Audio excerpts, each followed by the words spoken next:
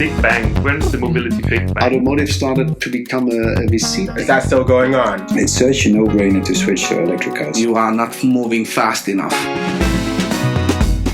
Welcome to the show. Okay, this is going to be a long one. I already have my whiskey sour here. It's about getting the data into the I would form like a Beatles formation. Or a fascination with cars. What I just learned is you grew up in a farm, actually, right? Well, it wasn't really a farm. We didn't have animals except a few cats, one cat, but it used to be a farm. So I think my parents, somewhere in the 70s, they decided to move in the countryside, and there was this old farm being rotting away, and they thought, now let's buy it. You have a lot of space. And then they made it their hippie stack. Yeah, right. And slowly later, when they got children, it got a little bit more like a real house. But yeah, so we 360 flat environment, horizon everywhere. You know, every day when the sun comes up, where it goes down, and you could also see it. Nice. Yeah, and we did sometimes have cows in the garden because the neighbors were real farmers and they had real cows, and they sometimes they run up into your garden. And then my father would go naked with his towel would scare them off. Go away, you're ruining our garden. But it was it was somewhere really like a remote place in a village, or was it completely? Yeah, it's very remote. So I'm coming from a remote part of the Netherlands, which is in the north. Main city there is called Groningen, 200,000 inhabitants. It's still a university city, so people might know about it. But 10 kilometers outside Groningen, you have a small village called Adorp. In German, you would say A-Dorf. And there were 600 inhabitants, and we lived 15 minutes drive from this village, really on a road, deserted road at the end. Didn't even have asphalt. That's why we always had the Citroën CX later, or the XM, because there was a button and the car would go up a little bit, or the button would go down. And you had a little bit of dirt part, also off-road, to drive to the farm. So there was a practical car for us. So nice. Yeah. Really nice. I moved away there when I was 8 or 9. Then we moved to the city. Oh, right. Yeah. Okay, I see. Or to the city, to Groningen, yeah. Okay. And what did your parents do? You mentioned they were hippies. So was that a profession or just a hobby? I think my father was more hippie. But I think the lazy lifestyle that comes with being a hippie was very attractive for him. Not 100% sure, of course. I think my mother... You have to be careful. Maybe he's going to listen. Yeah. Yeah, maybe. My mother, however, I think she tried to bring a little bit more structure into his life and the surroundings. So yeah, he became a little bit more normal then. But he was also quite old when he got children. So he was 42 when he got me. So a little bit above average, I would say. Yeah. But there's a stronger connection actually to arts, right? If you I mean, for you, compared to science. So looking at what you liked in school, also I think you studied history, right? Mm-hmm. So there's no obvious connection to engineering or cars. Or I mean, you drove a Citroën, so yeah. Obviously there must have been no real connection to cars. There was a connection, yeah. No, not much. Yeah, actually nothing in my life pointed towards becoming a business or becoming an entrepreneur. Though I have to say, from my mother's side of the family, everyone is more or less doing its own business. My uncle has his own company. My mother also has his own business. So it's a little bit in the roots. Also the side, especially my mother's side, is very... a kind of people that do not deal with authority very well. So it's also a little bit like, I think I have part of this as well. So it's also you're a little bit forced in doing things yourself or setting up your own business because you need to be a little bit in control of what you want to do. But when I finished studies, indeed studied history and politics, both in the Netherlands and here in Berlin. That's why I also moved to Berlin. I really knew I wanted to start a business in something, and it really didn't matter what, actually. Mm-hmm. I did know it had to be something with making the planet a better place, of course. I mean, you don't want to do something making it worse. Of course, environment was a big thing, etc. But there are many things to do, good things, etc. I also thought about doing it more in the political way, think more about human rights, more social direction. But yeah, in the end... this e-mobility, electric cars rolled on my path, and quite early 2011, me and my business partner back then recognized the opportunity, of course, to step in this. And it was actually, I mean, even if you don't have a business background or whatever, you do see that there's a huge problem in transport. It's the numbers, I mean, they don't lie. They're very simple to analyze. Regarding this, you see how insanely this world has been run on fossil fuels, and that we burn or we choke each other in the cities with thousands or tens of thousands, 100,000s of cars every day. We know that the life expectancy in large cities easily goes down 2 to 5 years based on the pollution. So it's such a no-brainer to switch to electric cars. It's the biggest no-brainer ever. It was a nice discovery, and fortunately also turned out that way. I mean, it also has to be realized, but fortunately some car manufacturers that proved the idea. Right. Yeah. But let's maybe take a little step back, because I found it really interesting. You know, I myself, when I'm back home, you know, in my small village in Swabia, I'm always confronted with my old friends from school with a sentence. Back then, they say that I said that if I'm going to be an engineer or something like that, or a business guy, please directly shoot me in the head, because that's not what I want to do, because I was so strong connected with arts and philosophy and philosophy and music and stuff like that. So for them, it's really tough to see that kind of path. I was destined to be a professional football player, and looking at my age, I could still have been a pinch hitter, let's say at Manchester United or Barcelona today. And I was very well on the good path in my little northern region in the Netherlands to become professional. Did you play with Robin? I've played one summer camp with him. Though back then he was already one level higher. So he was in the group of the best regional players. I was one level lower. So I was in the group of second best players from the north, so to say. Wow.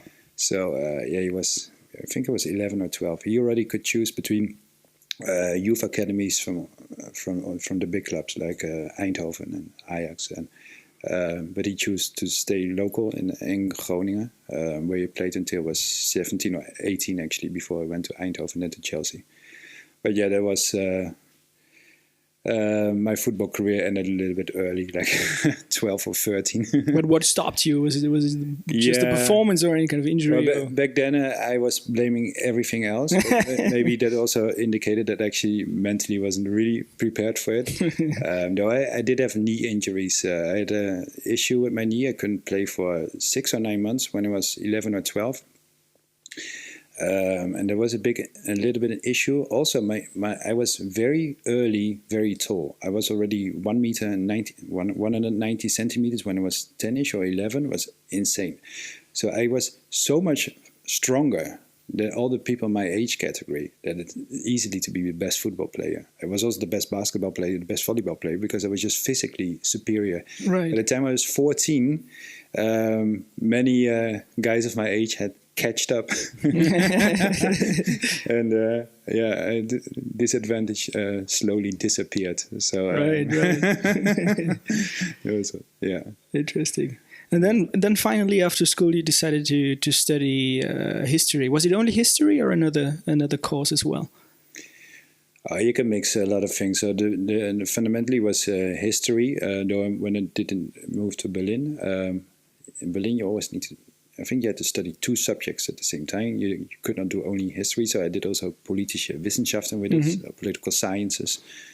And also my master's was about international relations, which is more a political approach, or political theory approach than like purely history. The reason was when I was 18, I was very... I was just an angry young man.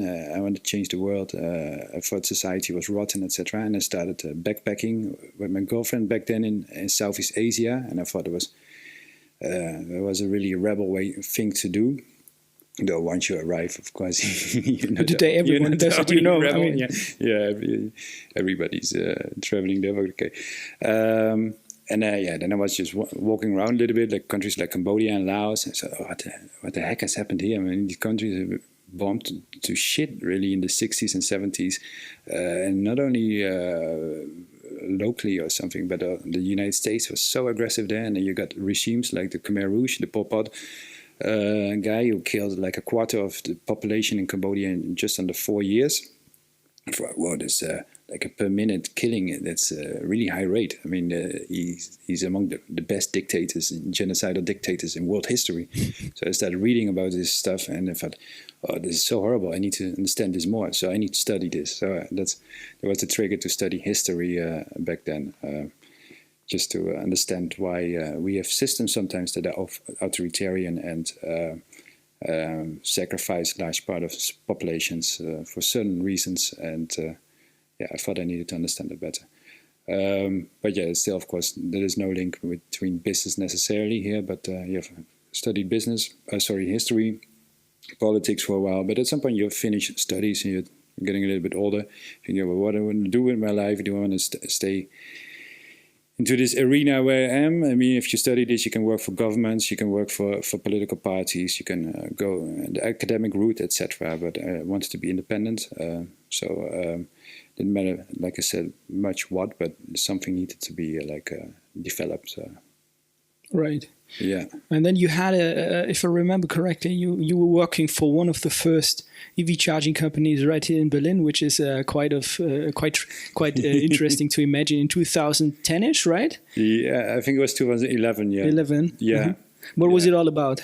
I stumbled into it. Me and also my co-founder back then. We worked at a marketing agency. I was doing Dutch online marketing, so say it's a Dutch-speaking language online. That's what you do when you have studied history and politics. Yeah, you right? can write a little bit. They think you're good for content creation, so it's good with information. So, so content creation. I did the Dutch market, Belgian market, because I speak Dutch, and he did UK. And there was one client that was selling wall boxes in Germany. So he went out of business that same year, but he said, my clients complain that when they have a charging station, that nobody knows where they are. And there was a real issue for him to sell this charging infrastructure or charging station, because you want people to charge there. So he wanted to have an app and database, etc., where you could locate his charging stations. Now, once you go this step, you think like, well, if I would use an app to locate a specific group of charging stations from this seller in this point, I would like to use the same application to locate any charging station, right? Because depending on where I am, I'm going to choose which charging station I need, because my primary goal is to drive somewhere. If I'm going to visit my grandmother, or I'm going to visit cinema, or if a business meeting, that's where I want to charge. Right. So I started pulling together databases from all over Europe and all the charging infrastructure. And at some point, we had a database of 10 or 15,000 charging points, and it was actually the most comprehensive database of where to locate charging points. This whole project ended because this charging point seller also thought, way too early. They're barely electric cars. What am I doing here? So he went out of business. But then a supplier of BMW came to us, and they knew about our database and said, yeah, we need this database from you, because we're going to put it in the i3 and the i8 of BMW. This was 2011 still, I think, maybe already 2012. And they had planned for 2013 to launch 2 electric vehicles at BMW, the i3 and the hybrid i8. And they wanted to have on board that the driver could locate charging infrastructure. So if they needed to be somewhere, they had to use this wheel in the BMW, causing many accidents maybe, but to go through the charging point data. And they needed to have a comprehensive database, and we had the best comprehensive database. The supplier of BMW said, okay, we want to have this database, but we need to have some entity to do business with. Okay, so then really? That was the reason, basically, to create the company.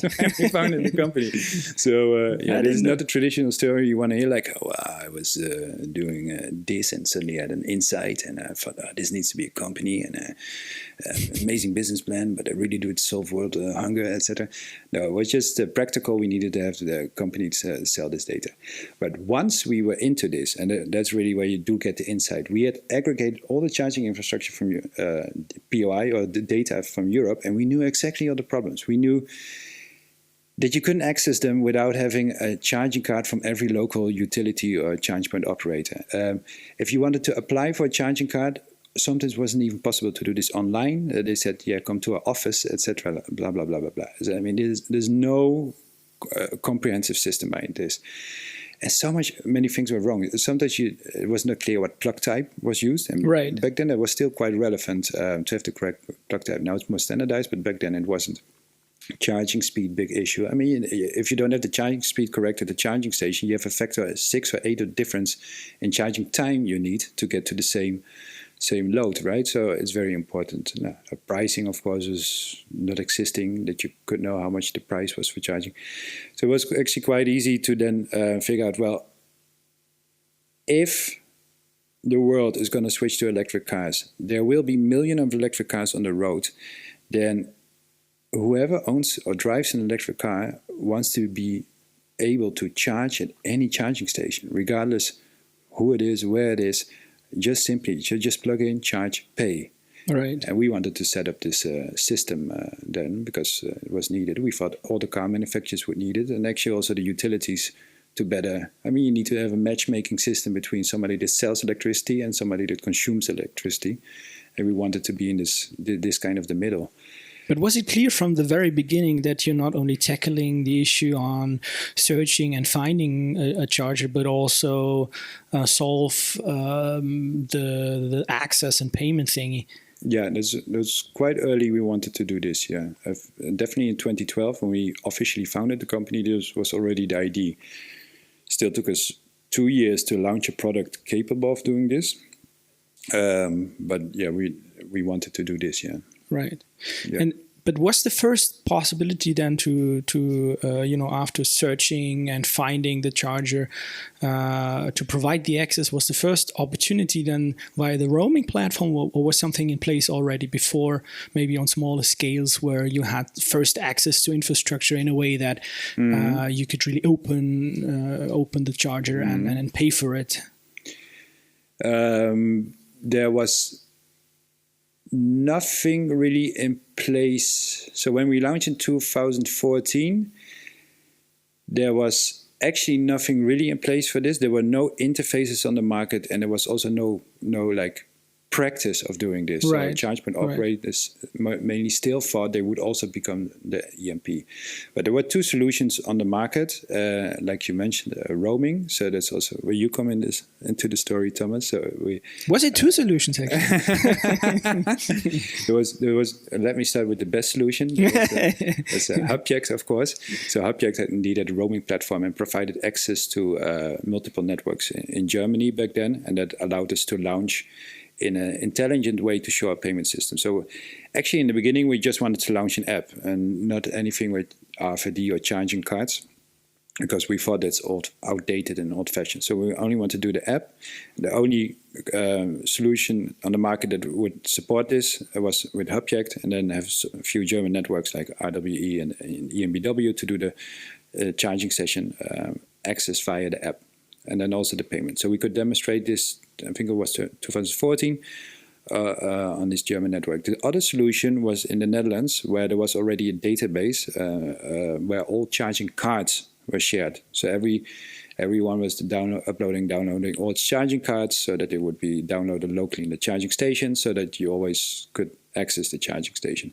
There was a second roaming solution. It was not very sophisticated technology-wise, but it was very efficient in that in the Netherlands, actually already in 2014, there was like... It was a standard, right? Already. The issue of roaming there was never an issue. Yeah. Every card always worked on every charging station. Right. No discrimination, no exceptions. Except sometimes for countries that were not from the Netherlands. Yeah. Maybe. That's what I heard. Yeah. They only let in... actually, it was only meant for Dutch companies, of course. It was a Dutch organization. But one German company managed to get in. It was called the Plugsurfing GmbH. Maybe let's do something with the Dutch founder. But they made an exception officially. They also had to discuss this internally. Do we make an exception for a German company? And they said, yes, we make an exception for this company. So they allowed Plugsurfing access to the Dutch market this way. That's But I interesting. hear some frustration from your side that. Well, I found it really interesting because for the entity that we're talking about, they were basically the proud fathers and mothers of all the open protocols like OCPP. It's the same people actually that created that, which was a great idea and was a game changer for the whole industry that allowed to somehow prevent that bad vendor lock-ins on many levels, right? Yeah. So the same people also prevented companies from outside to access charges, and from my point of view, mobility never ends at the borders. In particular, if you live when you live in a small country like the Netherlands, right? It's even more important to allow third parties to get in. So that was at least, let's say, surprising because the common external connotation of the whole thing and the way people presented it and lobbied it, the whole thing was completely different to what they did internally. So for me, internally, it was more like a mafia thingy. That's how I experienced it. Good to get your perspective on this. But nevertheless, I mean, it worked. You said it well. It worked. It was really stable. It was easy from a technological point of view. It was really simple, but it worked from the very beginning, and that was unique, I guess, around the world. So therefore, definitely credits to all the people out there. I think that one missing link that indeed was frustrating for a lot of companies, and it's also until that day I don't understand it because it basically decreased the credibility of this initiative big time. Not only for roaming platforms like Object, but also for all other EMP services. Because at the end of the day, if you're open, you're open, right? Yeah, I understand that point of view. Though for us as a company, it was really amazing because it allowed us to be maybe even the only EMP, definitely in the beginning, because there were not many EMPs that were like charging point independent. But also later, there were not many EMPs that could combine these roaming hubs from different countries, so to say, and in one platform. So it definitely gave us an advantage in quantity of charging station with access to also the growth of our network, because these charge point operators from the Netherlands, they expanded quite in Europe later. So take EVBox, New Motion. So you got automatically, if they were in 5 countries, and you were also in 5 countries. If every time they put a charging pole on the ground somewhere, stick a charging pole on the ground, right, you are there suddenly with your product as well. So for us, that was to scale was very good. So that made us the only non-Dutch EMP with a large network for a long time. Right. And that really helped us to get business. So I know it from your point of view. It was not ideal, but this market actually has a really long history of all these accidental benefits. I mean, there's so much protectionism was in the market from different angles. And I mean, this one you mentioned, but many more examples. And created, again, opportunities for unintended opportunities. We're sitting in the middle of one of the biggest examples right here in Berlin, I would say, with the praised Berlin model. That's actually the most protectionist thing that we ever experienced in all around the world. It doesn't make sense at all, discriminating all the EMPs. And I guess you were, again, one of the fortunate companies to get early access as some kind of a communication guinea pig. Well, we let the startups get access to our chargers. Right? Yeah, we were very fluffy and cute, and nobody saw us as a threat. That's why I said, let's come. That's kind of the success secret, isn't it? Kitten. Being fluffy and cute. Come in. You can. You're not a threat. No. Yeah, funny. But let's talk a little bit about the different phases of your company. You started with Adam, your co-founder. Mm-hmm. You were 2 at the very beginning, and then I think in 2013, 14, you realized that as you both coming from you had another background. I think Adam was a musician before, right? Yeah. So you realized that technology does play a role, right? Yeah, so this money we earned with this database for BMW i3 and i8, we spent it on a software company in Poland because the price was attractive there, and we said, we need this, and we need a website, and we need an app, and we need a database, and then this and this and this, And then they say, okay, that's so much euros. Okay, here's the money, and we spend it. And then 6 or 9 months later, we figured out that this was becoming a complete disaster. Nothing was getting done. Nothing was getting done the way we wanted it. So what was the reason? Why didn't it work? Was it more like project management thing, or I can point to many things, but in the end, we as founders had no clue about IT. Right. Really no clue. And Right. not IT, not how it worked, not the management of it. Really no clue. So there was not really like an interaction, but creative interaction between us and the team. We just thought you delegate it and it gets done. Right? You go to a factory, you say, you want to print a T-shirt, so this is a T-shirt and this is a print, and you print it, and I have a T-shirt with a print. But it's just not that simple. So software engineering, just especially back then, nowadays much easier, but because there's so many tools, everything you can use online already. But back then, still a lot of stuff needs to be done, and we just didn't have any clue where this should go, what it was. We didn't even know what it was actually. We couldn't explain these software developers what we were actually building. So there was no way of creating an architecture or foundation that made any sense for later for building on top or even scaling to a higher volumes. So we just said we need an app, and we need that you see the data in the app, and we need also a tool to sometimes change the data, because when we get the data, it's bad, so we need to modify it, and then it's good data. This is all we could think and say. That was really primitive. So after 1 year, we knew, because also we need to deliver on this deal we had won, so we knew we need to radically change. We need somebody in-house we can trust and rely upon, that can translate our business idea into actually IT, infrastructure, architecture. So a friend of mine was doing his PhD at the Technical University in Berlin, and he thought it was not challenging enough, and said, well, maybe you want to join a startup, and maybe that's more challenging. So he joined 2013, not as a co-founder, of course, but he did become a CTO, and we included him, of course, in our decision making. And from then on, it became better. We had a reliable IT infrastructure, etc. He understood our business vision. He also had ideas himself that really contributed to the growth of our system and of our business. And I think from actually then, so when he joined summer 2013, that's when we also could start building the payment system, etc., integrate different things we needed to accomplish this. And that's why in 2014, a year later, we actually launched the real product for which we existed. Mm-hmm.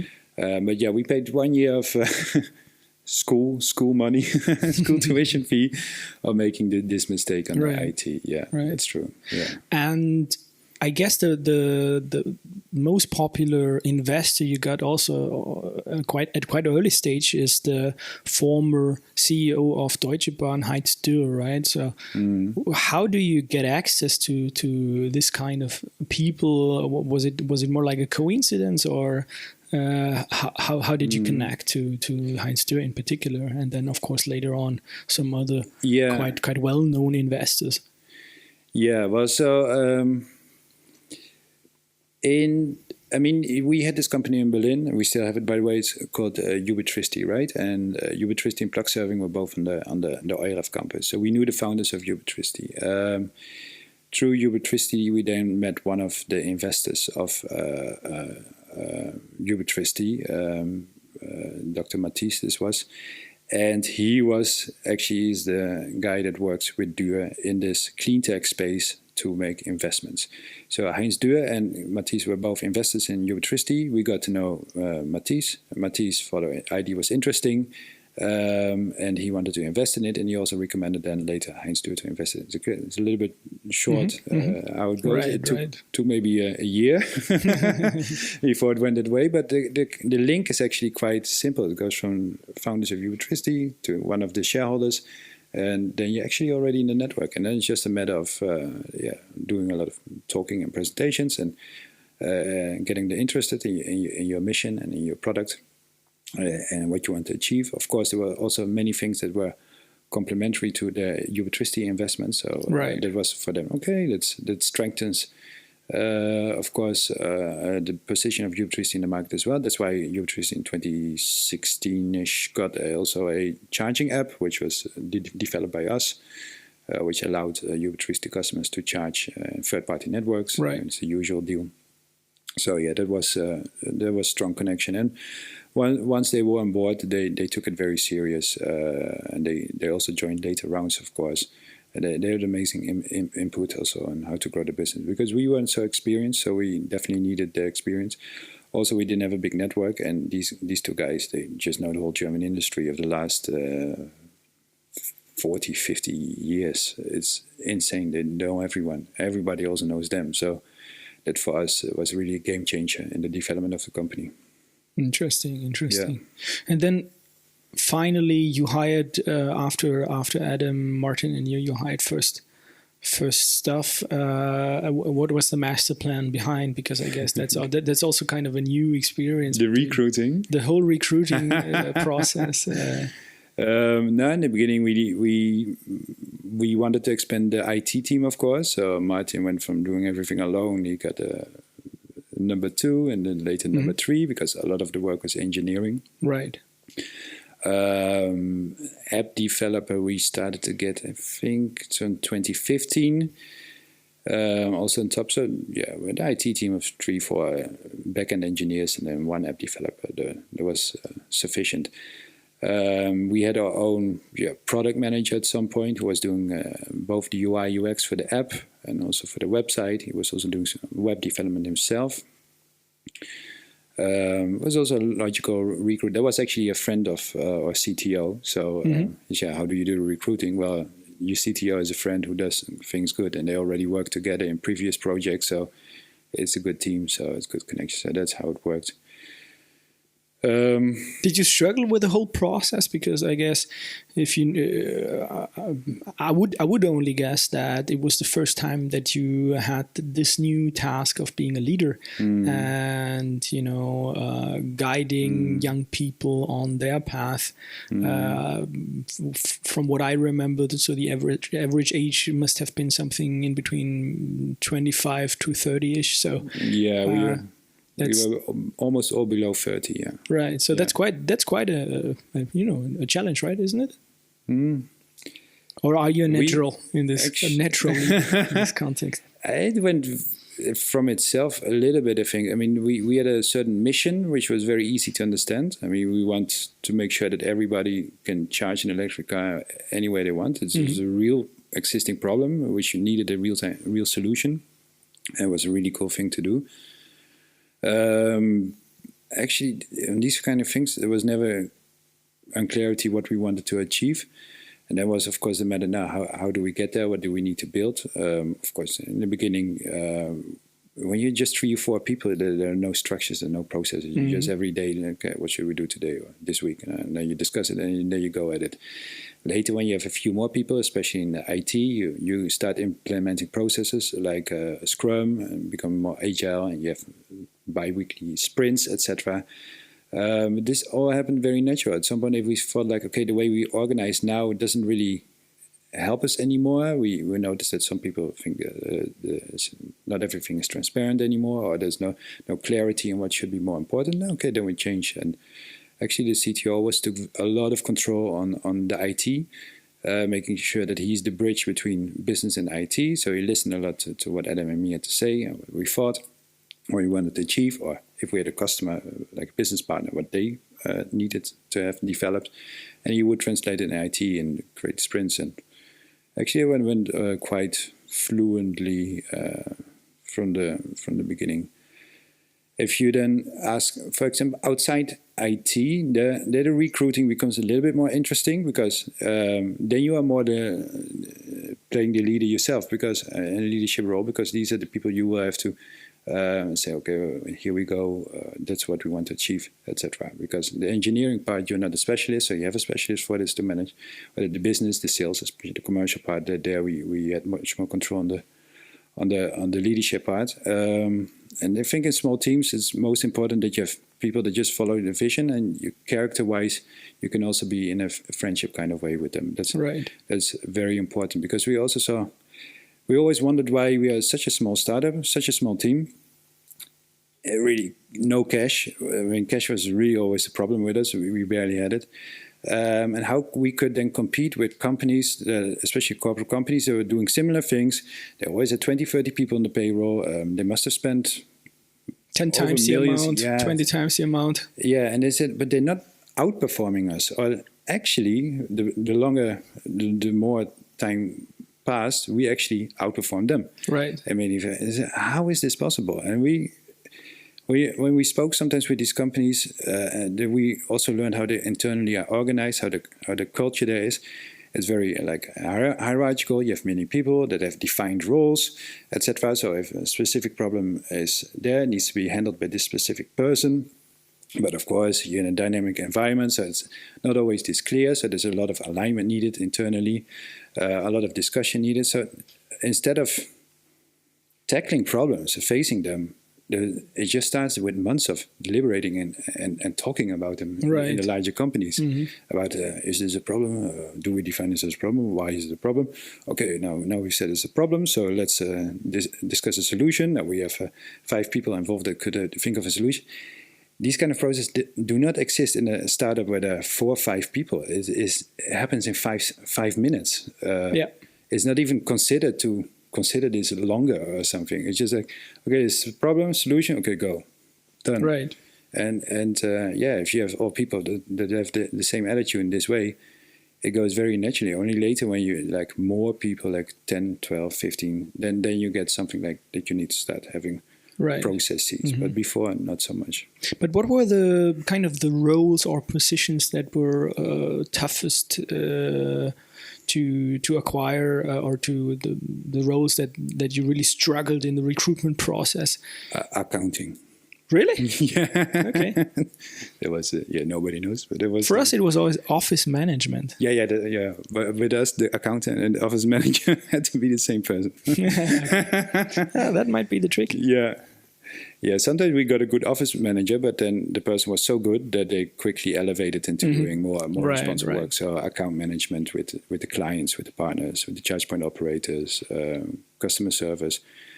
Sales at some point. I mean, you never have enough salespeople, so at some point you think, okay, we need somebody to be sent there. Adam is already busy. I'm somewhere else, so you go. Right. So here's the presentation. Have fun. But there goes your office manager as soon as they're on the roads, of course. Yeah. So that's a good point. Yeah, the office managers. I mean, they're in most of those, let's say, classic high-tech companies. They are the ones with the lowest salary, but they are the hardest to acquire because they have so much responsibility. They're the first person you meet when you access an office, right? Yeah. Normally, at least in the reception, maybe. Yeah. And then, of course, they hear all the sorrows of the team and somehow have to find a way to solve it. And if they're not motivated, if they don't consider themselves being somehow in the epicenter of the team, it's not gonna happen. And how many office managers do you find that click all the boxes, right? So for us, it was really hard for many years to have someone. Yeah, that's a good point. Yeah, that's definitely one of the hardest to recruit. Also to keep in this position and once they start. Yeah. And if they're good, as you said, probably they got elevated at some point to even a more academic position, if you want. You can do the accounting next month. You need to get in a new deal. It's also good for accounting. Exactly. Yeah. And between you and Adam, how did you basically define your responsibilities, each of you? I experienced Adam being kind of the someone who's very good in choosing the right words on stage, a good performer, kind of the nice guy. You were more like, I guess, result oriented, but that was, sometimes it's completely different internally and then what you see externally. No, but there's very good observations. Adam was, I think, let's be honest, he was by far the best pitcher present in the whole city, maybe even internationally. We once went to Washington in 2014, which was a large competition for startups from the whole world. Yeah, the winner would get $100K investment, and we were in the category non-American energy startup. It's kind of the same as with the Oscars, probably, where there's a category for the ones that no one is really interested in, right? Best Oscar for a non-English foreign film. Yeah, but then Adam, who was already a very good pitcher, was competing with German or French or European startups. And these are run by guys that speak English, like I speak English now, actually, or like with a fat French or fat German accent. And he's just a natural performer in native English in the United States. So we won that these kind of competitions we just won because of Adam. So that's was $100K in the pocket just for competition. Because these juries don't screen your business at all. They just think what sounds sexy at this moment, at this time. Right, of course. And they also need to think of their promotions. Plugsurfing, of course, was always a sexy story because it was really user-focused, consumer-focused. That always does it good. So yeah, that was a great thing. So Adam was pitching around a lot, doing a lot of presentations. He was also managing the shareholders, especially in the beginning, more. And indeed, I was more operational. I had my to-do list. So this is what we need to do. Tack. Yeah. But wasn't it never tempting then to have a closer look into the American investment scene, because you mentioned the struggle with money? So as we all know, in the stage of seed and then Series A, Series B, you get double, triple the amount in the US. And if you experience that, hey, our story is also interesting on another continent. Wasn't that never an option to go there? Yeah, definitely. We also looked at this very seriously because in Europe we had issues finding cash for a business, and so why not try it in the United States then? So we spoke with some VCs, venture capitalists, but actually they had the same story or reply as we got in Europe. They just said you're too early. So we had a business model that's based on how many electric cars on the road. In 2012, 13, 14, we almost know. I mean, even today, there are not so many electric cars on the road. We have under 2 million in Europe. So if you have 100% market share, you still have less than 2 million customers. Right. So it's very small still, the market. And back then it was super small. Venture capitalists, they want to see a certain return of investment in a certain period of time. They're managing funds. It's often also other people's money. So there's certain criteria for when they can expect this to earn back. And a company like Plugsurfing was not at all interesting for VCs at this time. Because the payback was just too late compared to a classic VC case. Indeed, and that's the first problem. Then you could say, well, maybe it's such an amazing like Facebook kind of opportunity that will pay off at some point. But yeah, because you have not the users there, there are not enough electric cars. That was definitely an issue. But also the market was so complicated to explain. And I didn't really understand it to be complicated. I thought, maybe this market is complicated, but it isn't probably any market complicated to explain. Right. But it seemed to be a harder thing to explain than traditional e-commerce, where you launch your website, you have some digital marketing, and you make sure that in Google you get clicks and conversion rates, all these KPIs that didn't exist. We really had to do business. We had to go to all these different networks themselves, convince them on a personal level. We had to integrate them on a technical level. We had to close contracts with them. And they were not even standards regarding regulation or contracts or standards on IT level or like APIs. Often were not existing or no standards or not sufficient. We had to do all this digging ourselves. It's really not attractive for a VC to hear. But isn't it still the same issue? I mean, it's getting better day by day, but I still have the feeling, talking to VCs and CVCs, that the core barrier for investing, in particular into EV charging company or e-mobility companies, that where the value chain is still so hard to decode, that they would like to do more, but they just don't have the courage because there's a lack of knowledge still. But my thesis is that it's going to get worse and worse, because it's not only one new mobility vertical like EV charging.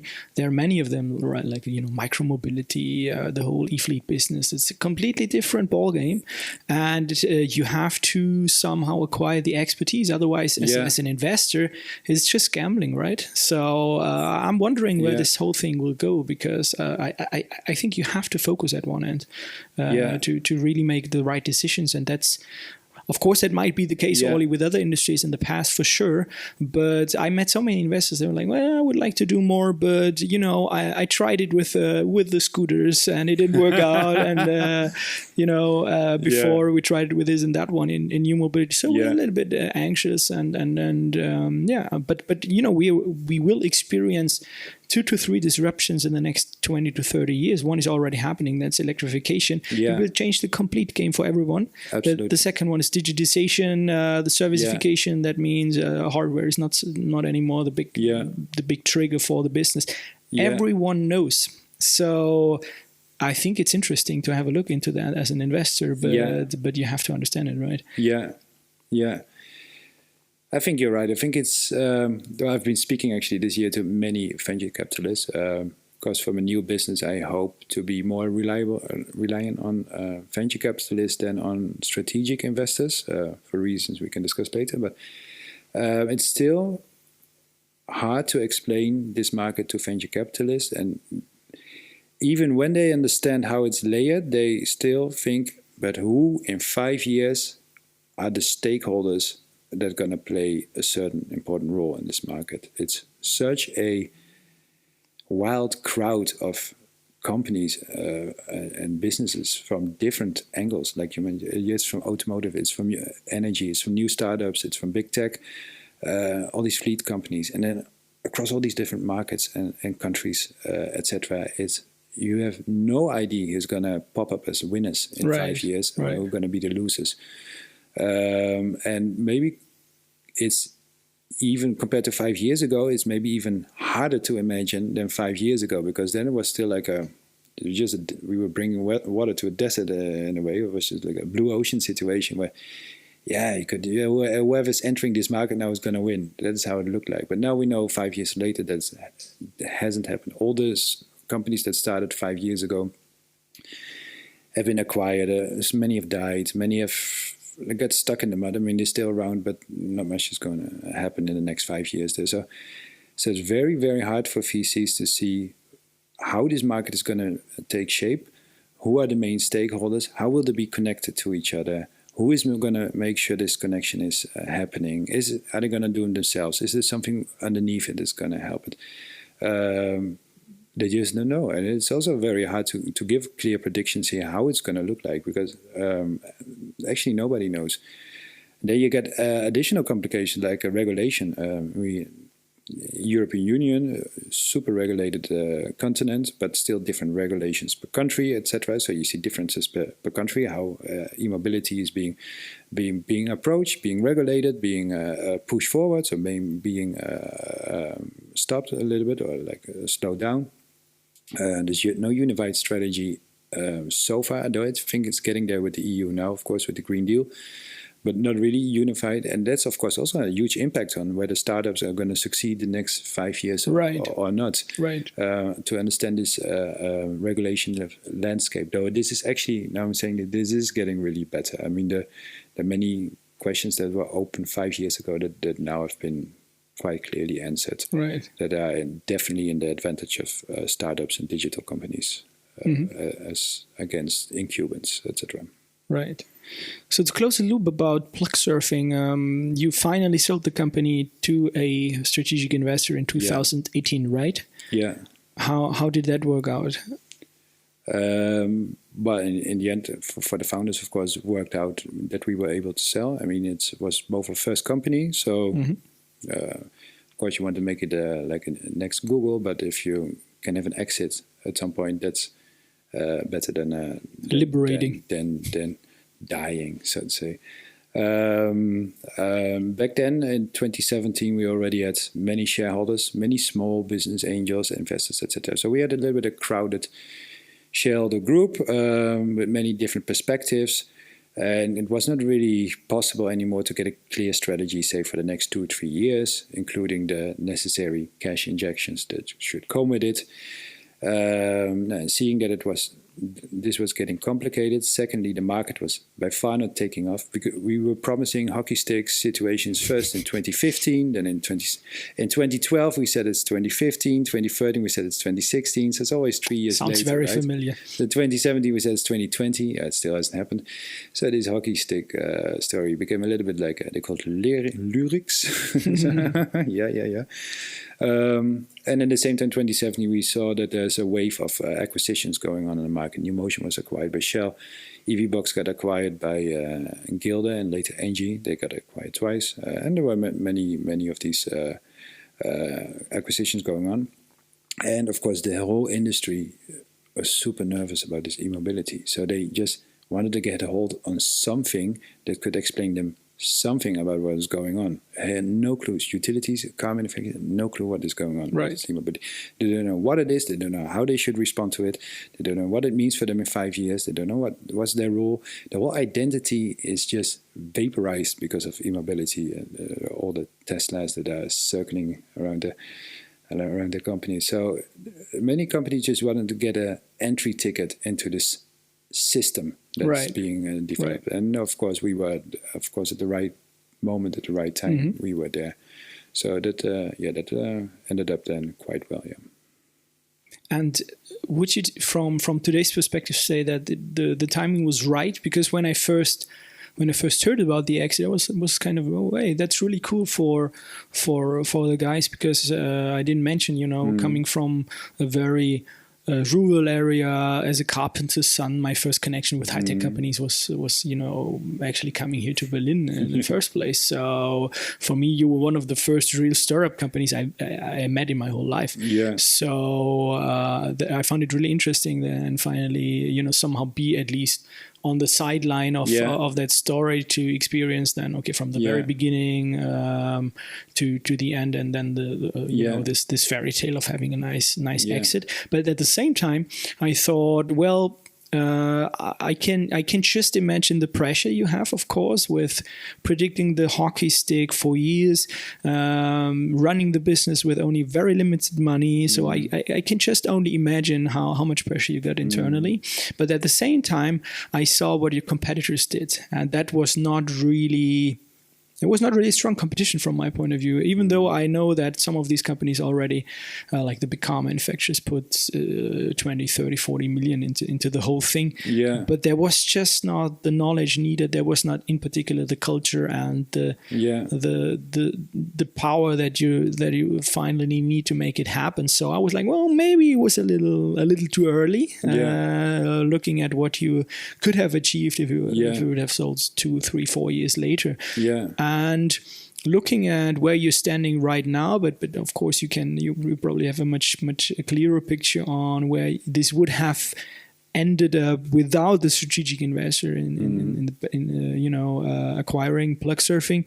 I must say that it would feed my thesis at least, right? Yeah. Because you sold Plugsurfing now signed so many deals with car manufacturers, with utilities, and so on. So, what's your idea? Was it the right timing, or could you maybe have waited a few years more? I think if we would have continued, we would have grown it bigger. That's for sure. I think we had tailwind in the market. I think competition was indeed not strong, and we already knew this back then. The only thing we did not manage in 2017 is to find the funding for this. So we, like I mentioned already, the Shadow Group could not align on one clear strategy for this. We needed a little bit more money, so to say, to support this growth. And that just didn't happen. So, from this point of view, if you just look at the numbers, it was the cash you have. It was the right time to sell because there was no alternative. It could have grown definitely bigger, but it was in 2017 maybe not clear to everyone enough. And to be honest, in 2017, we also only had, I think, signed up one car manufacturer. And there were many in the pipeline. Smart, probably, right? Maybe 2 then. Jaguar was the first one. So Daimler then also came that year, I think. Or was it? 2017, 2018, Yeah, these were the two. Were low volumes, both. So it was, from that point of view, not strong. But of course, from the fact that car manufacturers trusted in us to Right. deliver on their needs they have, that was very strong. I think if it would have continued Plugsurfing, then it had all the ingredients to grow much bigger and also much more sophisticated. But yeah, if you don't find the cash, Right. it's exit literally. Right. And now you're sitting here as a serial entrepreneur, you might say, ramping up a new company, right? Yeah. Can you tell us a little bit about what's going on there? Yeah, it was after I left Plugsurfing, I went backpacking in Indonesia and Asia and doing nothing for a while, which was quite interesting after 8 years of working on high speed. And I think it was August, and then Mark Dix, who then just left as CTO from Allego, and gave me a call. I said, "Hey Jacob, I see on LinkedIn you're available. What the fuck?" I said, "Oh yeah, okay, you're available too. Yeah, okay, really cool." Mark and me, we worked together when he was at Allego and I was at Plugsurfing. We closed 2 deals together. One was a public tender in Flanders, in Belgium, and the other one was a partnership with LeasePlan, where Allego supplied the home and office chargers for LeasePlan customers, and Plugsurfing managed the charging app and charging card for LeasePlan. So super good deal we both did, and we worked very good in this together. Mm-hmm. So he said in August when he called me, "Well, if you're available, I'm available. We should do something together because we do it very well." I said, okay. Actually, I had no clue about what I wanted to do next, actually, and I wasn't even sure I would stay in e-mobility. But we met in September in Amsterdam. We spoke a few minutes and we drew all the lines. We put on the table everything was what completely was screwed in this market, which didn't make sense. We had so many things that needs improvement, fixing, or can be done different. We had such a long list to say, okay, there's definitely room for a company with better IT, better strategy, etc., and just a fresh start with people that are experienced. Mm-hmm. By now we have 7 people, and many of them are formerly from Allego. So because Allego did a round of layoffs earlier this year, so we have very high-skilled people that know already about e-mobility. It was very different than Plugsurfing, where we just had we didn't have the funding to get really the best people. Not that the people we had weren't great, but experienced ones. They didn't have experience, right. etc. It took months for them to get introduced into e-mobility, into the ecosystem. Of course, they had to deal with the system we already had built in a very simple and cost-efficient way, you could say. But now we're building a system that's from the start is like, I don't know. I mean, by the end of the year, when we've worked 9 months on it, the IT, the whole tech stack is more sophisticated than a Plugsurfing the day we sold it to Fortum. And that's just because the knowledge is in the team, the skill sets is in the team, and we've learned so much. Both Mark, he was more from the charge point operating side, of course. Me was more from the EMP side, so the charging app side. So we with so many learnings that we could put in this product in the system from the start now, which normally in the past would have taken years to amass all this knowledge at one point. So yeah, that is really, really a unique situation, and we're very glad with this, of course. And that's what we're putting together now. So yeah, it's becoming a little bit a dream team from this point of view. Yeah. Mm-hmm. And can you explain a little bit about the core product and the business case behind, and then where you want to drive the company in the next years? Yeah. Okay. Yeah. Well, it's not so hard. So we're living in an age where software is literally taking over the world, of course. So many companies, large and small companies, have of course, in the beginning they had no IT, and then they started to enter the age of IT, and they start to develop their own IT stack. Some still have their own service, etc., and they start to develop things. And what happens in this situation is always they invest in everything from themselves upfront. They set up the team, they manage the product development, and they have all these costs in investment and operations then, and they have just one shot at the quality they have. It's what they got, right? Mm-hmm. One shot. And all the others are doing the same.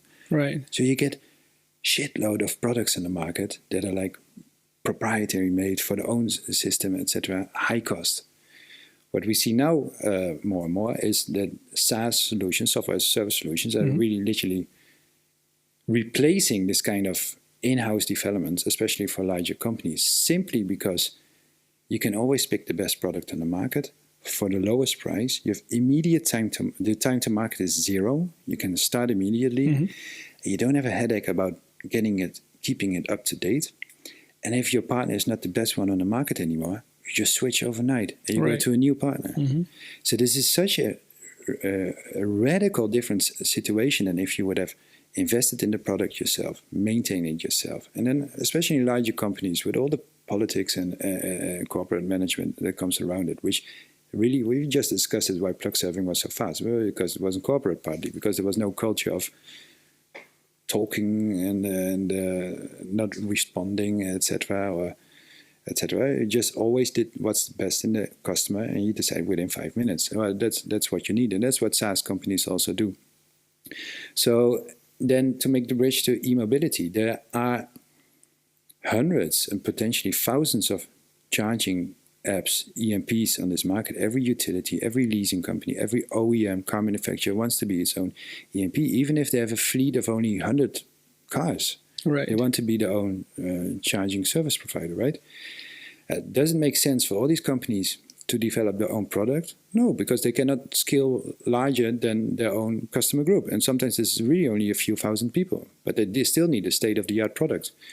So there's so much room for SaaS solutions for all these companies to be able to support their fleet, their cars in this charging. And you have to forget that charging EMP is not a core business in itself. What do companies sell? They sell electricity contracts, or they sell charging stations. They sell cars, electric cars. They sell leasing contracts. They sell insurance contracts. But nobody really sells a charging app or something. It's just a piece of the puzzle that ties your value proposition towards your customers together. Yeah.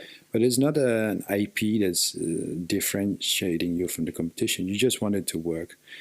And I've learned the last year, 2 years, that there's just a huge need for high quality service here that is not expensive. Many companies are fed up with all the costs and the management and the stress it takes to develop charging solutions. It's just not that easy as it at first sight might appear. And they just need good partners for this to help scale the next 5 years. And also, if you look at the charging solutions that are on the market right now, and you think this whole situation through in 5 or 10 years, how electric cars need to be embedded in our society and into a system, and etc., then we're still very far away from where we need to be. There's so many dots that need to be connected that are far from being connected today. Yeah. And are all these hundreds of thousands of companies are going to all invent the same wheel at the same time, etc.?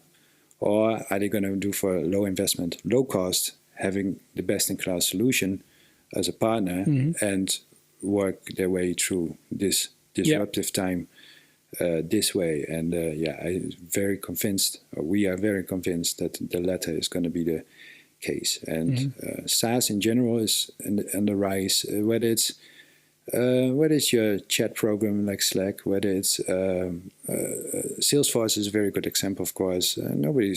Big companies doing sales outside Salesforce anymore. Nobody's developing their own tool to manage sales processes internally, etc., because it's too expensive and too complicated. You would spend more money and you would never have the best solution. So it's much cheaper to get it from Salesforce. Then you at least have the best solution, you have good service, and you can focus on what you really need to do. And I think that's how the world is. In Europe, definitely has to develop. Our company is going to dig their own way through the jungle, get the machetes, cut trees, and pave their own roads? Or are they going to, on a few meters to the right, there's already a paved road, and they're going to drive this road because that will bring them to the destination much faster?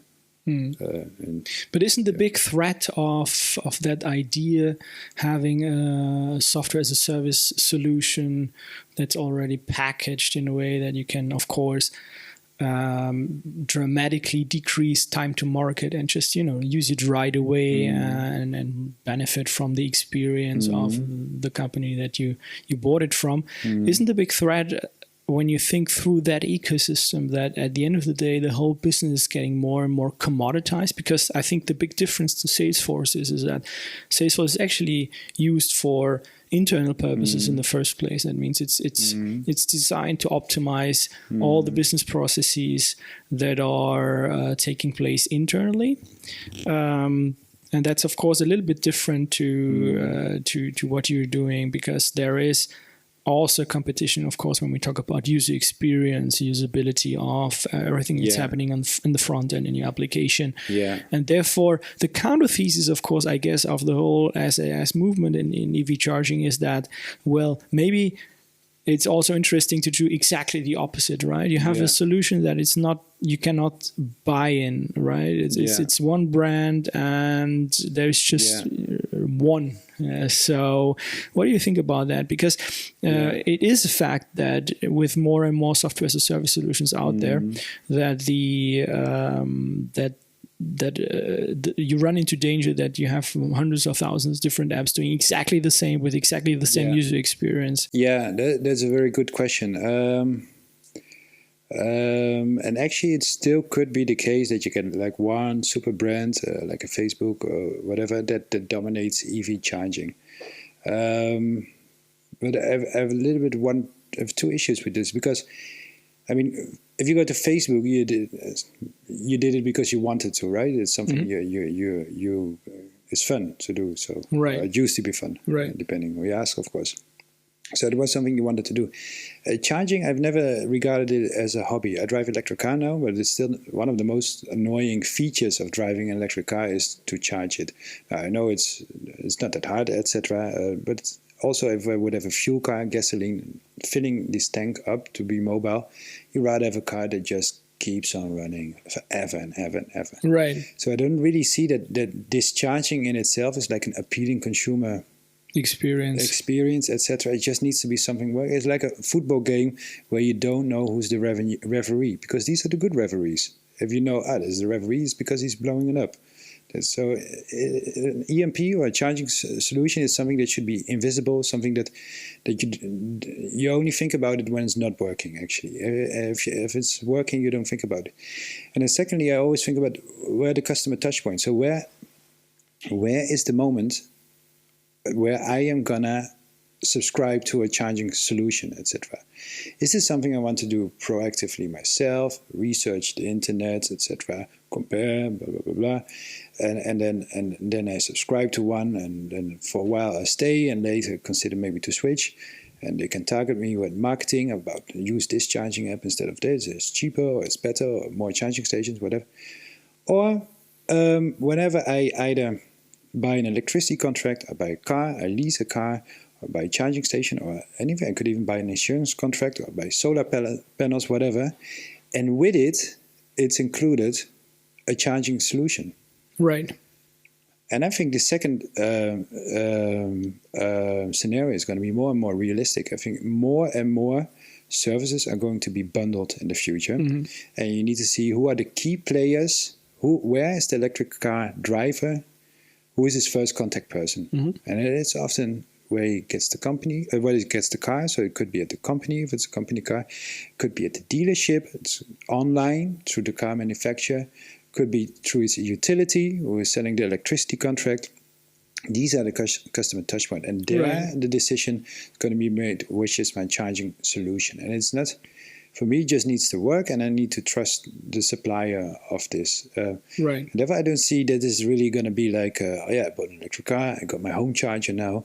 And now I'm going to look for a nice, sweet charging solution. I don't think that's something people want to do. Right. So your thesis is that charging, EV charging in particular, public charging is just, an, let's say, minor added value to a main product that might be the car, or that might be maybe an electricity contract. So in most cases, it's kind of not the main deal to put all your focus on as a company. So it comes with another service or with another product, right? Absolutely not.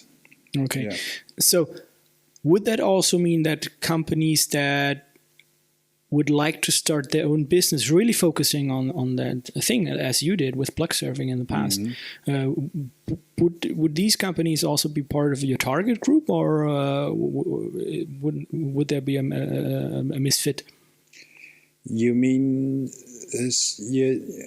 you mean like the charge point operators, right? If they could be not necessarily. It could be a charge point operator. It could be an e-mobility provider. But let's say there was a lot of business done also with my previous company when we helped founders or when we helped business units to, plant the first seeds and just create a new business from scratch because there was a lack of knowledge. Of course, I didn't have the technology. But if I understood you correctly, then if there's a company that really wants to tackle that market with a focus on public charging, then it's going to be tough because the differentiators are probably not there, right? Currently, you absolutely have no differentiator in the public charging. First of all, we need to assess what is public charging. If I have a car, how many charging sessions would I conduct in public? If I have a home charger and an office charger, you would never see me in a public charging station. Maybe when I go intercity, between two cities, I won't reach my destination with one load. I will stop at a high performance charging, a high HPC or a fast charger along the highway. That's then my public charging experience. But if I could charge at home and office, I'm not going to do public charging. Now then you have a few cars that are going to do public charging, and they say, well, maybe 20% of charging is going to be public charging. However, the main charging will always be home and office charging. It's up to 80%. Do you still believe in that, by the way? I mean, even with the introduction of high-power charging, 300 kilowatt, where the common use case of charging a car will be much closer to what we know nowadays with combustion engine cars. That means it will be so quick that I might not even think about charging it at home because I know, well, I could just do it everywhere in no time. Yeah, it's an interesting point. But the energy, of course, is there. If I drive intercity, yes, I pass by a fast charger. I need it, otherwise I won't reach my destination. If I'm not driving that far, I'm just in the city a little bit around, I can easily do a week with my battery. Still, my car is parked 90-95% of the time, etc. So there's all the time to charge. Right. And I'm going to park it anyways. Right. I'm never going to not park my car. It's even impossible. So I'm going to park my car, and if there's a charging station, I'll connect it to it. Then there's, for example, the situation, if I charge my car at home on a sunny day with my solar panels on, then I charge for nearly free. If I would get the same amount of kilowatt hours from a fast charging along the highway, I easily pay 70 cents per kilowatt hours. So in a battery of 50 kilowatt, that's 35 euros difference. Right. There are even situations where I could make money out of charging my car when there's too much solar energy in the system or too much renewable. People get paid for taking the surplus of electricity. So the car's parked anyway, at home or at the office or in the area. It's standing still the whole time. If you just connect it, you get free energy instead of paying high amounts of fast charges. Right. For me, this is a much better business case for the owner of the electric car and the owner of the charging infrastructure. Mm-hmm. Because AC chargers are much cheaper than fast chargers. Yeah, true. I wanted to ask then, how would your core business case work? So would it be then based on classic SaaS metrics that you, as a B2B customer, pay a certain fee on a monthly basis or on a yearly basis, and maybe a markup on certain possible added features that you might add? How would it work? Yeah, well, so the core product will be is a license fee based. Mm-hmm. So instead of the companies build their own system, etc., they can just license it. So they have only the cost. It's going to be per user per month. So they only have the cost of the driver, of the amount of customers they have.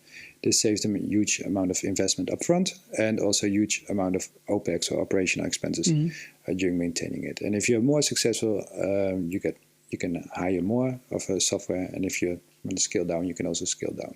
Right. So there's much more flexibility, less risk, and you still get a really state-of-the-art service from us because it's going to be the best IT system in e-mobility.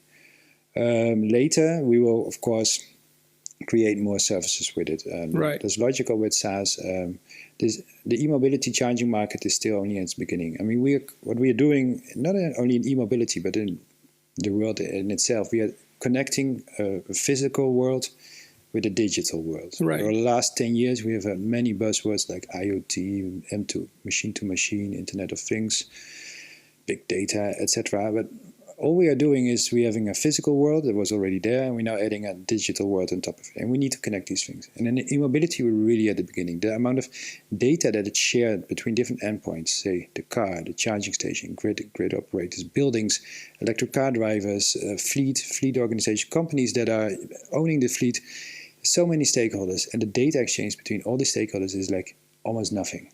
It's really thin at the moment. Not by far enough to enable good customer experience, low total cost of ownership for the vehicles, good grid management, capacity management. We're very far away from it. Also in 5 years, this will not be solved.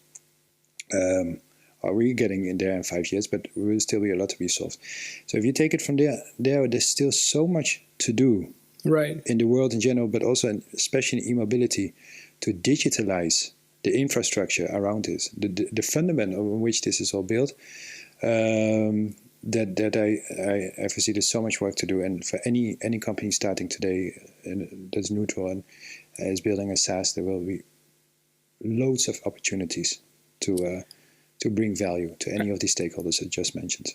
I find this really interesting because what I would say is unique about the EV charging market is that at least until that day, there's still not the big money in the market, right? We all have been waiting for that moment where the business is really starting and taking off. We are still here, but and at the same time, we have been seeing so many companies popping up, right? Yeah. They're popping up like mushrooms for a decade now. Yeah. And it doesn't stop. So I would have foreseen a certain consolidation already 5 to 7 years back, right? Yeah. But they're coming more and more. And I found this really interesting that what you just said is basically, well, if you start today, well, the market is still in its infancy. And there's so much things to do that there's still room for new business, right? Absolutely. But isn't that only the case if you're really clear on what are your differentiators? What is your niche? Because from my perspective, currently, all those CPOs and EMPs, or the majority of them, I would say at least definitely over 95% are just doing exactly the same. So the business is already partly commoditized. And then, of course, it's about a real easy business case, a heavy asset business case where it's all about the location, the quality of the location. And then with the quality, there comes a certain traffic. Of course, then if you have enough transactions, you can make money. And on the other hand, of course, owning the customer, playing around with subscriptions or putting a margin on the transaction also on the EMP side. That's kind of the standard way on how to do it. But where is the concrete niche? I mean, you mentioned topics like smart charging, obviously, later on maybe vehicle to grid. Is there more you might think about for young entrepreneurs to help you? Because I guess there might be new, let's say, horizontal layers that we haven't seen so far because the big CPMS players are the big charge point management system software companies are basically consolidating a lot of the feature set that's needed for EV charging. So is there some kind of a sweet spot or new sweet spots that you can imagine? Many companies that have been founded in the last 10 years in this business, whether they're still around or not, have been acquired or not, what you saw with most companies that they did not really go very deep and focus on one or two things and do them really good. Yeah. They all started to go more wide. Yes. So it's a European way to do. Copying themselves. So you have, especially in charge point management, for example, you can easily find 10 companies that do exactly the same things. They do also many things. 10 companies doing 10 things all the same. None of them does one of these 10 things the best. So it would be more sense that if one does this very good, the other one that very good, the one this, right, and they would collaborate, as in a SaaS model, for example, they could achieve more value for both the client of the infrastructure, the owner of the infrastructure, the owner of the vehicle, etc. And instead, you see a lot of broad, what's called strategies. So There's a lot. So then you also go to these companies and you need only one thing from the whole stack, but you still get the price for half of the whole stack because they need to finance it somewhere. Sure. We call it, by the way, we have a term for it in the consulting business. Call it the pocket knife, Swiss pocket knife companies. I remember. Yeah. That's a little bit the situation. I don't want to discredit anyone with Plugsurfing. We also find it very hard to stay focused on one thing. I still think we managed to do it relatively good, but the temptation, because it's often cash issues, to just make one switch to the left and do this as well, or to the right, because when you're this close, why not also do it as well, just to generate some cash, is very tempting, though it's becoming a burden on you when you want to scale. So therefore, focus is very important. Now, I've just mentioned the many stakeholders that are in this market that want to achieve something. There's so much to do to connect these guys. And if you just start digging and focus on one or two things, you will help one of these parties in a certain way. Right. Take charge point operators. They started with putting a charging pole in the ground. They needed to operate it, so they invented the OCPP, which is a little bit like a consensus protocol, which grew out of control. And this is how they manage the infrastructure. And then in the beginning, they thought, okay, I monopolize the access with my own charging card. And then later they thought, okay, I need to do roaming or interoperability. Okay, so I started connecting all these APIs with all these other platforms. And this was a little bit the roles charge point operators started to have. They have their own network, they have their own EV drivers as customers, and they do the roaming with their competitors on the EV driving level. But what never really happened is to integrate this charging pole the other way around, the what we call the part below the charging station. This is where the building comes in place. This is where the grid comes in place, etc. And all these charging stations are actually the connection point, the intersection between grid and building management, and then the electric car. There's still so much to do for this charging infrastructure to be integrated correctly with the building, so behind the meter, with the grid, local DSOs, the local grid, or even the national grid, to manage this balancing and smart charging, to make sure that when your solar panels is correctly used for the cars, and etc., to use the most economical way. All these things, just at the start that charge point operators are realizing this. So you could even start a startup today and just focusing on this. My charging station, I don't play this game with this person can charge and this person cannot charge here. This person pays X and that's price Y. This game is not for me. My customer, I can ensure everyone can charge here. I just make sure that his energy system in his building is compatible with my charging station. And maybe building A is working with this software and management system and controller to manage the electricity flows, the heat pump, etc. Building B is maybe another supplier. This one I also want to be compatible with. I want my charging station to be open in this regard as well, because then I create the most value for the owner of the infrastructure. And in the AC charging business, it's going to be more on home, more on retail, so semi-public, as we call it in this industry, more at offices, for example. And there, this is much more very important to integrate it locally in the energy systems locally. That's where the bottlenecks are going to be the next 5 or 10 years when we have a lot of electric cars. But does that mean that finally the already very, very complex value chain, of site owners, installers, hardware manufacturers, software companies in between, the CPOs, the roaming platforms, the EMPs, and some sub-EMPs, and then finally the EV driver, is even getting more complex by adding new layers that are focusing on, for example, energy integration, that are focusing on later on DSO, TSO services. And then for every market, as far as I learned in my business, you have 30 to 40 different marketplaces for those energy arbitrage businesses, stuff like that. So how should anyone finally understand the value chain? Because this takes time, right? I mean, to then integrate as a new player, it will take additional time. Wouldn't it be more reasonable to then finally, simplify the value chain by eliminating some of the roles or putting some of the stuff together? That's a very good question. In an ideal world, when there would be one monopoly that could vertically integrate everything, you would have least stakeholders, and it could be most efficient.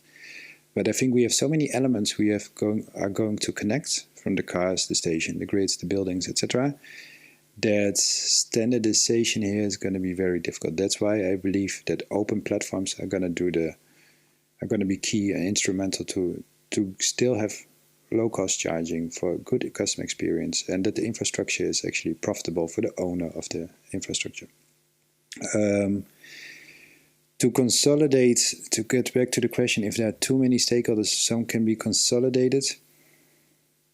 I would expect that the next couple of years we get only more new companies into this market, especially currently there's a little bit of lack of startups, so I expect a new wave of startups in this market. So I could imagine that on the stakeholder side, for the first 4 or 5 years, we should actually see more different layers or players that try to assume a certain role. However, in the long run, I think this needs to be flattened out because there's just not room for so many players. So right. But yeah, who will be the successful ones? These are the ones that bring most value to the car driver or to the charge point owner. Right. These will succeed in this, is my firm belief. And here again, SaaS solutions might, of course, play a 2 or 3 in 1 role for different stakes, which could be stakeholders, which could be, of course, attractive to partner with. Because instead of, if you want to become a charging app provider today, you need to set up your own IT team, you need to have a UI, UX, and a little bit of backend. You need to find someone that's managing the bills and the payment. You need to integrate charging stations, and then you learn, there's some hubs, but there are also many hubs, and some go, before you know it, you have 4 interfaces hanging in your backend, which you need to develop. If all these steps are already going to be simplified without compromising your value proposition to your end customer, there's a huge benefit, because suddenly you don't have all these costs, you still have the same end result. You have a happy customer with a good charging solution. So these are things where SaaS really can come into play. And like I mentioned, with integration of charging stations into building management systems and grid, I think here the same role can be played. There can be definitely a lot of aggregation being take place. If we need to deal with the trading guys for when is it a kilowatt hour, it's good to buy or sell for a kilowatt hour in the case of smart charging. I'm sure there will be players in between here that aggregate portfolios for different kinds of storage facilities, whether it's electric cars, stationary batteries, pump. Yeah, you know, all the different ways to do storage. We're going to do H2O storage soon as well. So there's a lot of room for simplifying these kind of parts in the value chain. However, what I would never recommend is that this continues, that you assume 5, 6, 7 roles that are sometimes in conflict with each other, because you always get many strategies currently are a little bit schizophrenic. For example, I'm a charge point operator and charging app. My charging station has the most value when it works with every charging app the best way, because then everybody's super happy charging at the station. But it's interesting to push my own charging app on the market by actually only giving my app the good data and good interface and good prices, and give the rest a bad one, because then the consumer should think, oh, let's use this one. The result is that the whole charging infrastructure is only minimally integrated with the EMPs, and all the EMPs are only well integrated with their own charging app. Actually, for the EV driver, you still have the same situation, that it's best to have 10 cards, 10 apps, for depending on which network you're going to charge in your driving career, so to say.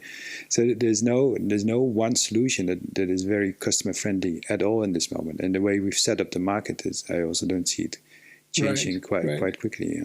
Mm-hmm. If we focus on 2 of the main roles that are somehow fixed in that whole game of EV charging, the utilities, because someone has to provide the electricity, and on the other hand, the car manufacturers, we need the electric cars to make it happen, of course. What would you say how will their role change in the future? Will they have some grip at least on the technological part of the value chain, or will they just be a nice customer for you guys and for everyone that produces the different bits and pieces of the overall EV charging ecosystem? Yeah, that's a very, very difficult question to answer. Though it's a very valid one, because all utilities are facing these questions themselves. So their question is, am I going to... let's start where they are. They have a lot of customers. Even small utilities easily have a few 100,000 paying customers, right, for electricity contracts, etc. B2C, both on the business side as on the individual side. Now technology is taking over. They see that the best customer interfaces comes from new players in the market. Even Apple and Google have such a good customer interface, they could easily sell actually soon an electricity contract with it. So then the question is for all these utilities, okay, if I'm being pushed out of this market because my competition is tech better savvy, do I then set up my own IT expertise and build all the stacks myself and face competition with these partners, or do I go to the market and cleverly partner with the right partners on the market? Sometimes it's a SaaS model, sometimes I can even use Google to my advantage, for example, and then create a new value proposition where there's no risk on the IT side, and still I can serve my few 100,000 or even few million customers with a good solution. And I think many many utilities are currently going through this situation. You've seen many, especially in e-mobility, teams come and go with their own IT stack, etc. And they always stranded somewhere halfway between where they started and where they wanted to be. Right. So I think it's very, very hard for these companies to truly become a digital company if it's not in the core, not in the DNA. And I think the gap actually is only becoming, they realize it now, but the gap is actually only becoming bigger. It's the same as you compare Tesla with the traditional OEMs. We always asked already for 5, 6, 7 years, we asked when are the OEMs going to catch up with Tesla? And now it's 2020, and you've actually only seen the gap becoming wider between Tesla and the other OEMs instead of smaller. And in literally every respect, the technology behind the Tesla, the volumes they are producing, the volumes they are selling, the reviews they are getting from customers, everything is accelerating faster at Tesla than at the other OEMs. And it's only becoming more and more apparent. And I think for utilities, it's a little bit the same. So the differentiating in a digital world by doing the IT, becoming a digital company yourself might not be the solution for your future survival. And they have one amazing thing they still have these 100,000s or millions of customers. So they have the access to them. They can offer them something. Make sure they don't switch. Find a way that your customer churn goes down with low cost solutions. That would be my advice. Right. Talking about customer churn, I found it really interesting that in this business environment where there seems to be such an incredible loyalty to certain brands, my father, he used to drive a Mercedes-Benz for decades.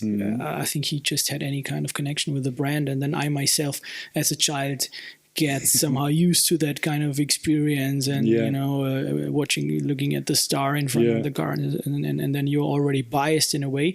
But at the same time, a company like Tesla, who's now with the Model S produced a second car after the Roadster, needed only a few years, actually half a decade, to dominate their market segments, both with the Tesla Model S and now with the Model 3, and even a car like a Cybertruck, which is from another world, has about 500,000 pre-registration. So is that still valid, that thesis, that there is that customer loyalty that will remain also in the future? Or is it like with a lot of those digital businesses that as soon as you don't do your job good enough, and as soon as there are companies that have another twist to the whole business, then your customers are smart enough to go away, because they are actually doing it currently, right? Moving over to Tesla from a Mercedes or an Audi or a Volkswagen. Absolutely, yeah. Or BMW, yeah. They're taking all the customers. Yeah, well, if we compare... And you're buying driving a Tesla yourself. I'm driving a Tesla. I didn't do much market research. I did do it very intuitively. But I guess it's for me, it's the best car. But if we compare brand loyalty to a car compared to brand loyalty to utility, so actually, I never cared about cars. I thought I would never even own a car, but electric car changed that. So having an electric car is for me a possibility, but having not an electric car would possibly not have a possibility. Maybe when you have children and you need to go back and forth, or you start moving to the suburbs, you still get this car, but really like out of necessity. And I find the electric car is a really cool thing to own. So I think Tesla also appeals to people that would not have driven a car otherwise, or not have owned it necessarily. But then to get back to comparing utilities with OEMs, I think for many people, owning a car is also part of their identity still. It's something that it's a conscious choice they make, and something it says something about you, whether you drive a cheap car, an expensive car, or that you drive like a big car or a small car, a sports car or whatever. Though with electricity contracts, I don't see the difference between a kilowatt hour that's coming from company A or a kilowatt hour that's coming from company B. So it remains the same thing. Most people probably don't even know the brand of the electricity supplier, or maybe they know it, but right. To them it's like, it doesn't matter. Actually, the only thing they see from this utility normally is that every year they have to pay something extra, or they get something back at the end of the year because they have consumed above or below what was predicted. And once per year, at least in Berlin, somebody knocks on your door to check your meter, because that's how they actually find out how much you've consumed. So there's a very different experience, and I don't think there's any benefit in brand identity in this regard with utilities that you could say, like, now with these guys, that's good. Except maybe for that, if they can guarantee that your energy is clean or green or renewable, that would be for you a reason to switch, because you could say to yourself, okay, now I'm doing my part for creating a better planet. So that would be the only differentiator. So I think brand loyalty would be much less. It would be in utility, more principle loyal, right? So Right. Make sure it's clean, and make sure I don't pay too much extra at the end of the year, because for me it's a shock. Right. Thinking about what is in front of us, I think at the very, very beginning we discussed those different kind of new disruptive elements to the whole car and transport industry, besides the electrification, the whole servicification of the business. So my personal theory is that in maximum 20 to 30 years, we'll have 1 to 2 car manufacturers in Europe, but that's the absolute maximum. Of course, with a whole, let's say, late stage of or final stage of automation, driverless cars, where this will be kind of the final call to which disrupts the business dramatically. If you really believe in the theory that only 20 to 40% of the cars will be produced because the usage of cars is much more efficient compared to owning a car and letting it be parked over 95% of the time on average. So would you confirm that thesis, or are you a little bit more optimistic on that? So the thesis would be that there's less car ownership, therefore there's less car consumption and less car on the roads. And finally, not room for so many car manufacturers which might lead us to a market where we might have 1 to 2, 3 car manufacturers in Europe. Yeah, I find this one different. I hear a lot that as soon as car sharing is like a little bit more evolved, there's no point in owning a car anymore. And it would save people money. So it's economically a good decision. You have less stress, headache, like fixing the car, maintaining the car, cleaning the car, whatever. Therefore, you would only rely on car sharing. However, I also personally actually always thought that because of electric cars are becoming much cheaper, both to purchase, even though that's not the case today, but in the future will be much cheaper. Cars for cities can become much smaller. They become autonomous. So they become like a 1 or 2 people small vehicle that can drive anywhere. In this case, I would rather more likely would like to own 1 or 2 cars. Oh, really? Than share them, yeah. But why? I mean, because they pick you up in front of your house. You don't have to bother with any, the whole service and maintenance thing. You, of course, you don't have the cost of having them parked in your garage. So, what's? Do you have an idea what's behind that intention of still owning them? It is, since I only own a car since 5 months myself.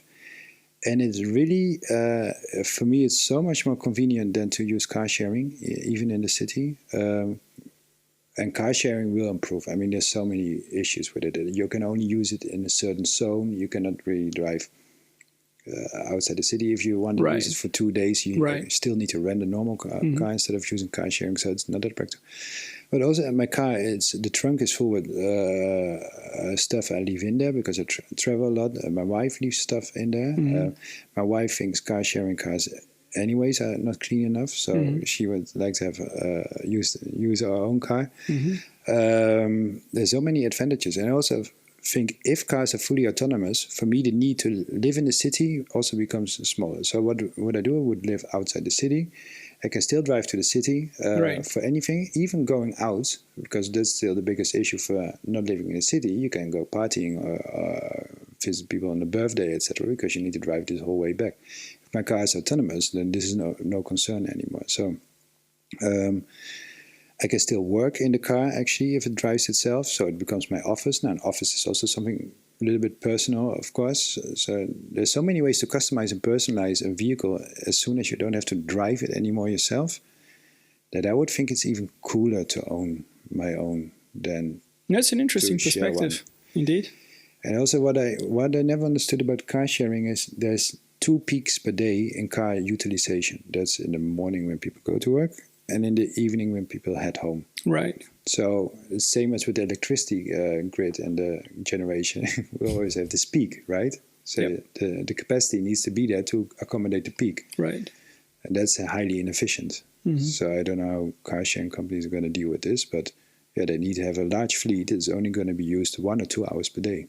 Right. This whole logic that they can all be used 24/7, that I don't believe.